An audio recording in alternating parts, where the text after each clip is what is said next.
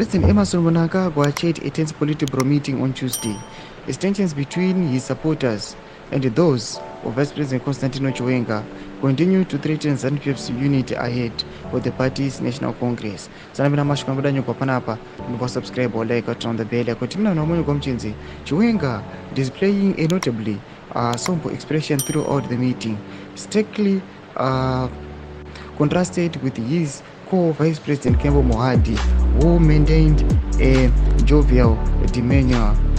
The gathering was held amid rising factional conflict over the party's future leadership. The Politburo reviewed the Central Committee's report of the 21st National Annual People's Conference set to convene today in Bulawayo. Mnangagwa, steering clear of the divisive succession veto, focused his address on national policies. He urged party members to rally behind resolutions aimed at achieving an industrialized Zimbabwe, despite his government's poor track record on aligning policies with the people.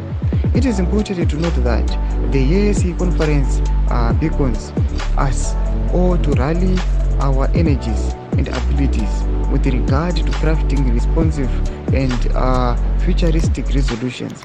This will go a long way in fostering broad and collective responsibilities to realize a modern and industrialized Zimbabwe, Mnangagwa said. Do mashukatona kuti aiwa anoashtaura mashuku kuti aiwa, let us industrialize our own country.